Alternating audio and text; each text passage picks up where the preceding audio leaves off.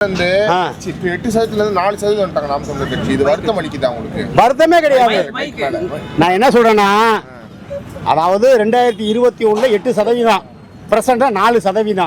நல்லா கேட்டுங்க. கவர்ச்சிகரமா நம்ம எதையும் அறிவிக்கல.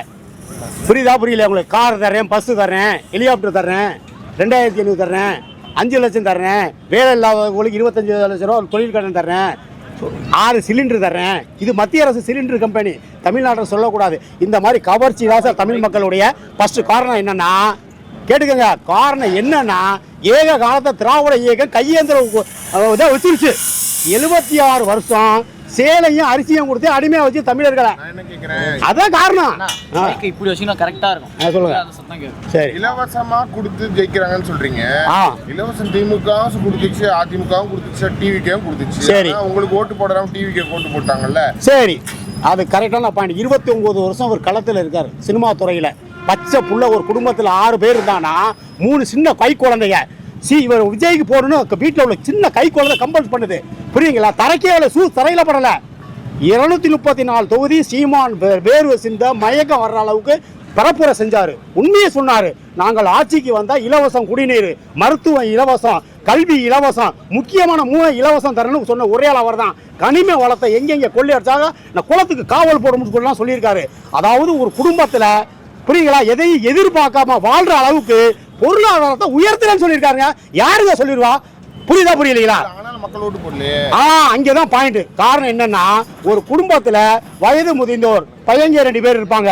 அந்த பையங்க 2 பேரும் குடியாரா திராவிட ஆட்சி ஆக்கிருச்சு. புரியுதா? சம்பாரிச்ச காசு டாஸ்மாகில் கொடுத்தா வீட்டுக்கு சோத்துக்கு வழி இல்லை. அப்ப அந்த 1000 ரூபாய் உதவி வருது. பிரஷருக்கு சுகருக்கு மாத்திரை வாங்கலாம். இந்த மாதிரி சுருக்கு பைக்காரன்ல இருந்து உங்களுக்கு பூ விற்கிறவங்க வர கேட்டீங்கன்னா என்ன சொல்லுவாங்கன்னா, ஸ்டாலின் 1000 ரூபா கொடுத்தது எங்களுக்கு உதவிகரமா இருக்குன்னு சொல்லுவாங்க. காரணம் மருத்துவமனை எல்லாம் சரியான ட்ரீட்மெண்ட் கிடையாது. மறுபடியும் ஸ்டாலினையும் விஜயையும் குறை சொல்லிட்டே இருக்கு. நம்ம என்ன பண்ணணும்? சரியான கேள்வி. இதுக்கு நான் சரியான பதில் சொல்றேங்கண்ணே. 76 வருஷம் திராவிட ஆட்சியை ஒழிச்சுட்டு திராவிடத்தையும் தமிழ் தேசியத்தை எடுத்து வந்துட்டாரு விஜய்.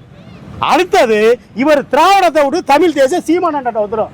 காரணம் சொல்றேங்களுக்கு. இப்போ திராவிடத்தை என்ன பேசினாரு, தமிழ் தேசியத்தை என்ன பேசினாரு விஜய்னு கேள்வி இருக்கு. தமிழ் தேசியம்னா அவர் என்ன சொன்னார்னா, சார் திருவேண்டத்துக்கு போறாரு, அவரை போய் நீங்க அப்படி சொல்றீங்க. அதெல்லாம் கிடையாது. நல்லா கேட்டுங்க.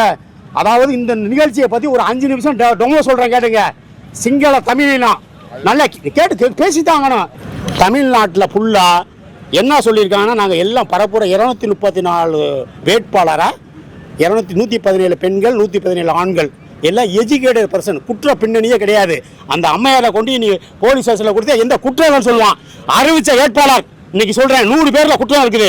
இதே தாவேகாவால் அறிவிக்கப்பட்ட ஆள் வேட்பாளர் 40 பேர், 2 பேர் குற்றவாளி. அதெல்லாம் மக்களுக்கு தெரியாது. மக்களுக்கு தேவை பணம் தான். சொல்ற புரியுங்க. சீமான் அதை சொல்லல. நான் 5000 ரூபா தரேன், சீமான் ஜெயிச்சிருப்பாரு. புரியுதா புரியல? கார் தரேன்னா சீமான் ஜெயிச்சிருப்பாரு. நான் பிரஷர் தரேன்னா சீமான் ஜெயிச்சிருப்பாரு. நாங்க எதுவும் தர மாட்டோம்.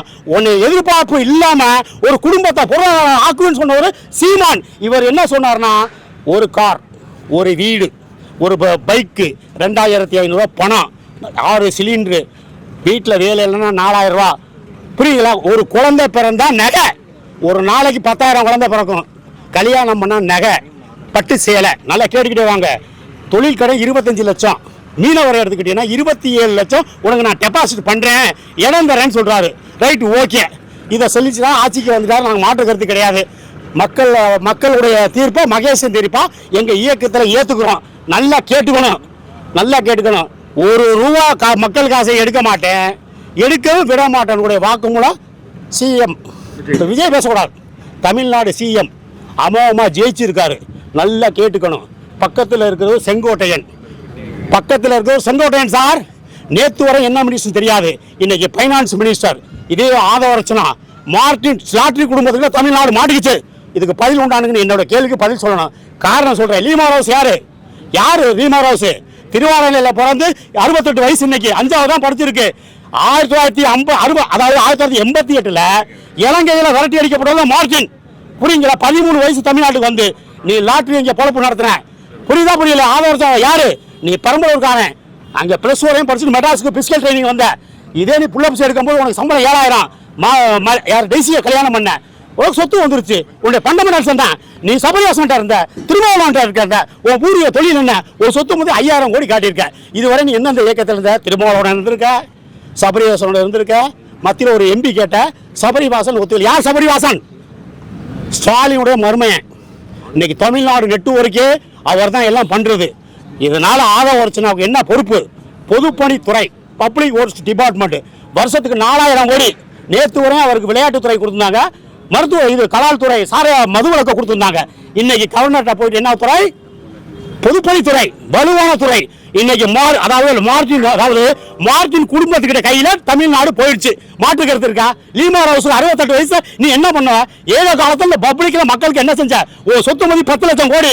ஓ மயா பாண்டிச்சேரியில் எம்எல்ஏ, இங்க நீ எங்க இந்த நம்ம லால்குடி எம்எல்ஏ, நீ புரியுதுங்களா? ஆதவர்ச்சனா எம்எல்ஏ 3 பேர் லாட்டரி குடும்பம் இங்க வந்துட்டேன். அதை பத்திலாம் கவலை இல்லை.